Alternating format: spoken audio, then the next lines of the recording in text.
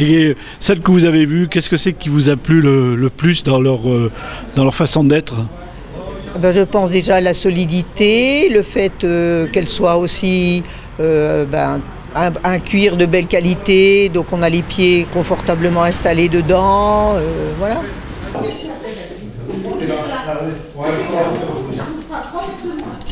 La ceinture et la galoche, c'est pareil? Ah, c'est pareil, oui, c'est fait en cuir, donc c'est intéressant aussi. Hein. Vous venez de voir une fabrication de galoches, vous pensiez que c'était aussi long à faire? Ah non, pas du tout, non, parce que je me rappelle dans ma jeunesse, j'ai mis des galoches parce que c'était juste après le sabot. Donc c'était un peu ceux qui portaient des galoches, c'était un petit peu plus cher que le sabot. Mais depuis cette époque-là, c'est-à-dire que j'avais une dizaine d'années, j'allais à l'école, j'en ai jamais revu. Et ça vous donnerait envie d'en remettre aujourd'hui? Bah, c'est-à-dire que, bon, avec le vieillissement, on se pose des questions pardon, pour le confort des pieds. Mais peut-être après tout, parce qu'ils respectent bien la forme de la plante du pied. Alors peut-être, oui, après tout, oui. Oui, oui, c'est super. Voilà. Et oui, il y a une cité là-bas, il y a le... Vous quittez les baskets pour essayer la galoche, c'est pour marcher? C'est pour marcher, oui, pour marcher normalement, pour me déplacer dans le village, oui, pas seulement pour le jardin. Et en ayant vu une fabrication de galoches, vous pensez que c'est une chaussure qui a un avenir et qui pourrait... Je pense qu'elle a un avenir et surtout qu'elle est faite en France, que les matériaux sont français, que le savoir-faire est français et que ça vaut le coup d'en profiter. Vous alliez, paraît-il, à l'école avec des galoches? Je suis allée à l'école avec des galoches il y a plus de 80 ans. Et vous les preniez le matin et toute la journée, vous les portiez? Eh bien, bien sûr. Et vous vous trouviez très bien avec? Mais je me trouvais fière parce qu'avant j'allais à l'école avec des sabots. Alors la galoche du Cantal a eu des reconnaissances dernièrement. La première, c'est la reconnaissance des clients qui sont fidèles, qui reviennent et qui sont ravis de venir maintenant au magasin à Saint-Étienne-de-Mors et de me voir fabriquer. Et la deuxième reconnaissance, je viens de la voir le 26 mai, où la galoche du Cantal est labellisée Origine France Garantie.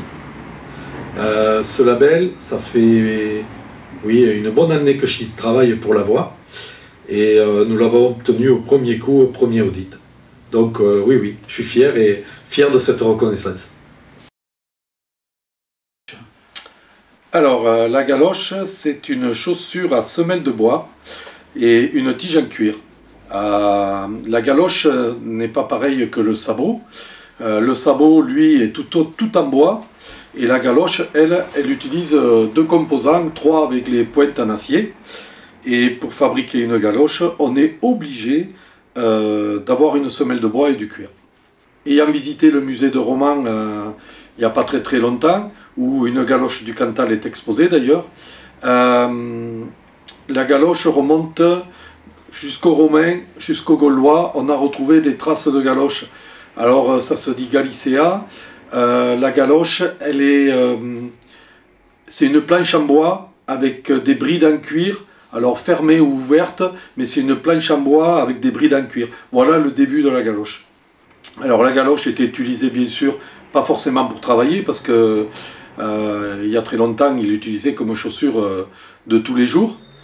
C'était l'outil de travail, c'était aussi l'outil pour marcher tous les jours normalement, mais ils avaient plusieurs essences de bois, c'est-à-dire qu'ils avaient principalement le feuillard, le hêtre et le noyer. Donc le noyer étant plus jolie, c'était la galoche du dimanche et la galoche des familles un peu plus aisées, et le hêtre restait la galoche des gens normaux, on va dire, ou plus pauvres. La galoche a eu plusieurs modèles, on va dire plusieurs genres sur le même modèle. On a eu la galoche fourrée avec de la peau de lapin dedans, on a eu la galoche légèrement montante pour les gens qui habitaient à la montagne pour les protéger les pieds de la neige ou des intempéries. Ensuite on a eu avec des semelles noyées ou hêtres toujours. On a eu la galoche du ski, j'ai quelques modèles ici. On a eu des galoches bien sûr avec glacé et doublé avec une petite langue dedans pour encore plus se protéger. Donc selon les moyens que l'on mettait, je pense que l'on donnait aussi, quand on achetait la galoche aux galochiers, selon le prix qu'on les payait, on pouvait les faire beaucoup plus belles. Alors une galoche aujourd'hui, elle est comme ça. Donc ça c'est la galoche authentique qui se faisait il y a très longtemps. C'est un cuir verni, épaisseur 3 mm, tout cloué à la main, parce que je me fais fier de ça, c'est-à-dire que je suis le dernier galochier de France à clouer mes galoches encore à la main. Et donc on retrouve la semelle de bois, on retrouve le cuir et tous les composants qui vont avec pour la fabriquer. Faut savoir que pour fabriquer une galoche, il y a à peu près 17 opérations. Ces opérations partent de la découpe du cuir, du traçage, de la découpe, de la couture de la bordure pour ne pas irriter le coup de pied, à la découpe du carton qu'il y a à l'intérieur pour faire le contrefort du talon, la découpe du talon, le rivetage, après on fait le montage, on commence le clouage ou le cloutage, et ça finit par le montage des semelles, clouées, pas collées, et l'estampillage ici qui représente la galoche du Cantal. La galoche, elle est distribuée, quand j'ai repris l'affaire, il y avait 3 couleurs, marron, noir verni et mat. Et la galoche maintenant est distribuée comme on veut. J'ai eu la chance de rencontrer un tanneur qui me fait les couleurs qu'il veut. Donc si vous voulez une couleur bien à vous, on peut la créer. Je travaille avec une très belle boutique à Paris qui a voulu sa couleur, son étiquette, et nommer la galoche au nom de son établissement. On l'a fait, on a tout trouvé. Donc la couleur c'est pas important, c'est ce que veut la personne qui est important. Et après moi je m'adapte. Alors pour trouver du cuir, oui c'est très difficile, surtout pour trouver du cuir français. Il faut savoir que la galoche à partir du 26 mai est labellisée Origine France Garantie, c'est tout nouveau, vous avez la primeur. Ça y est, c'est fait, c'est des mois de travail pour obtenir le label, même des années je dirais. J'ai été labellisé l'autre jour, audité et labellisé.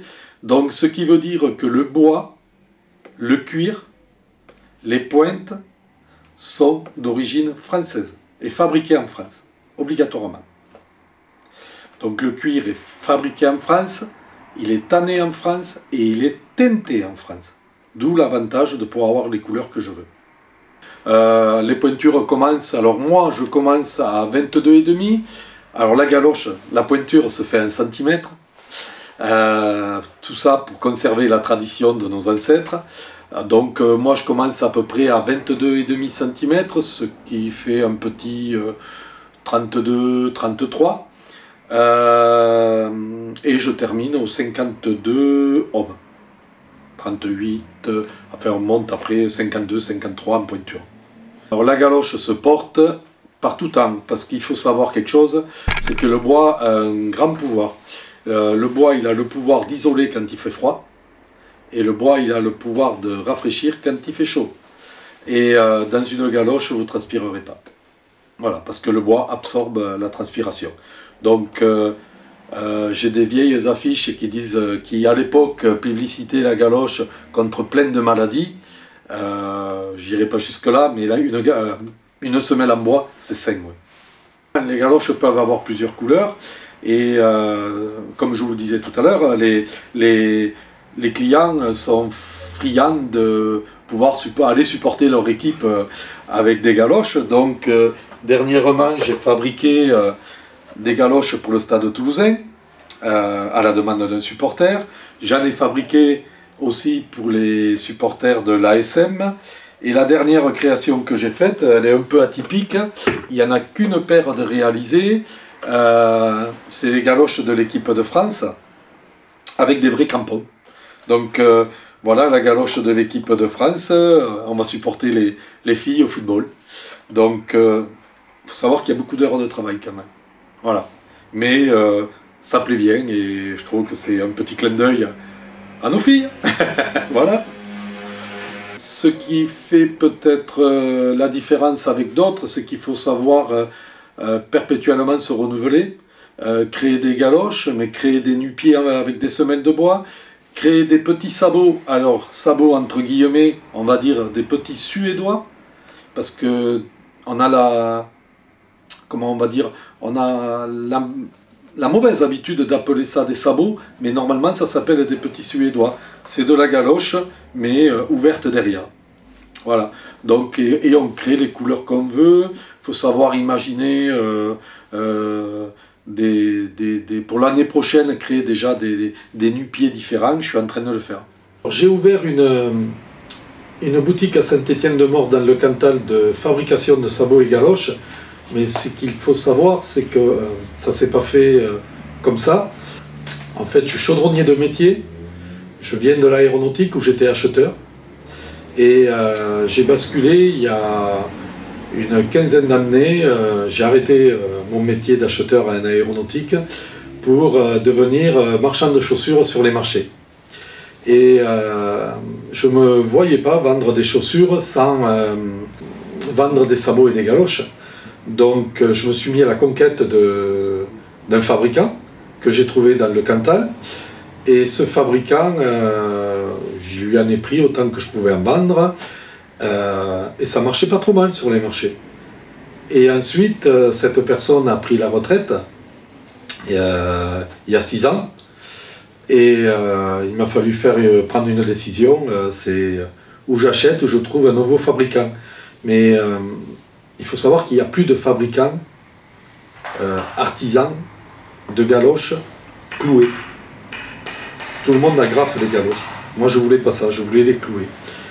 Donc tous les deux, on a décidé que je lui reprendrais son affaire. Ça s'est fait en 2013, en novembre 2013.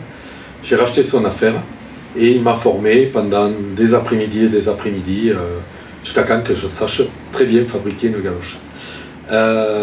Ensuite, j'ai déménagé toutes les machines dans mon atelier à Figeac, c'est-à-dire un garage de voiture.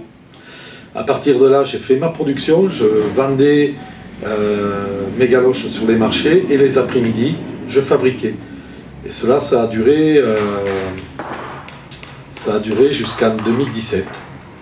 Et là, 2017, comme j'en fabriquais pas mal, il a fallu prendre la décision d'ouvrir un atelier-magasin ou quelque chose comme ça.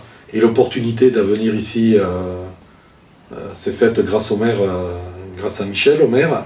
Et donc j'ai investi les lieux en novembre 2017, non, en septembre 2017 et ouvert en novembre. Et ce qui m'a permis d'avoir l'atelier, la vente à côté, et pour pouvoir faire découvrir aussi aux gens qui passent, à des cars qui viennent me rendre visite, comment se fabrique une paire de galoches. Deux galoches noires, mates, de même pointure, mais ce ne seront pas les mêmes, puisque tout est fait à la main. La galoche qu'on va monter le matin ne sera pas montée pareil que l'après-midi, parce qu'on n'a pas la même puissance dans le bras, et comme tout est fait à la main, chaque galoche est différente, et chaque galoche est authentique. Et c'est ce qui fait que l'on aime ce métier, c'est que tous les jours, on crée un produit qui pour vous semble identique, mais qui pour moi est différent.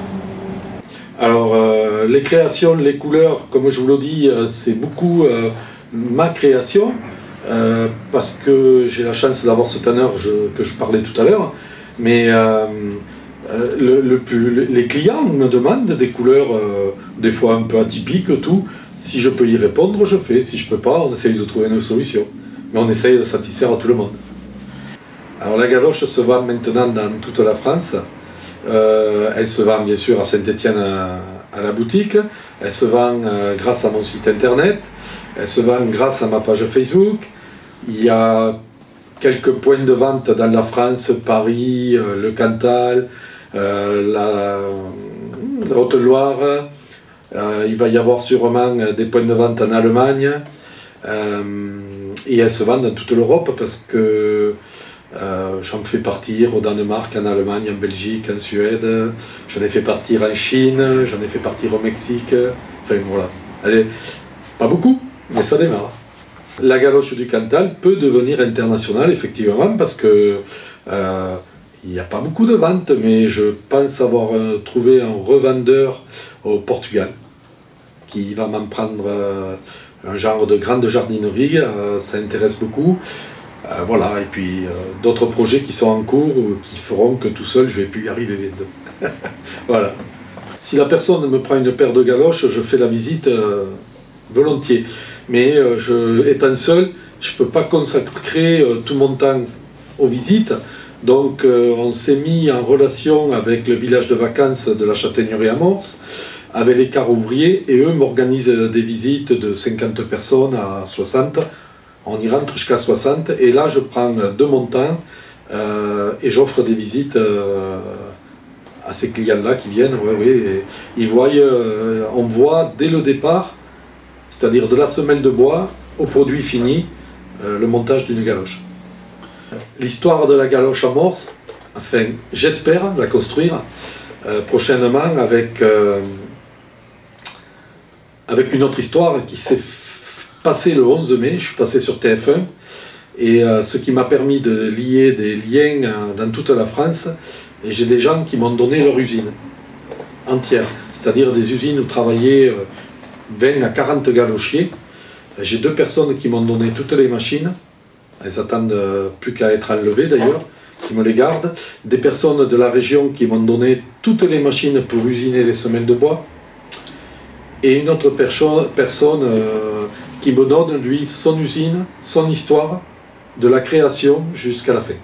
C'est-à-dire que j'aurai toute l'histoire de la galoche des années 1900 à aujourd'hui. Il y a 15 ans que son papa a arrêté. Pour ça, maintenant, il va se poser un problème, c'est le local. Donc j'ai pas de local et je suis pas tout jeune. Donc il va falloir faire vite, parce que moi, mon idée, c'est de créer la galoche avant, la galoche pendant et la boutique de vente de galoches. Dico Bertier, cante custerum dices clo, canterum no, custerum siso. Sinde taceto mises clo, canterum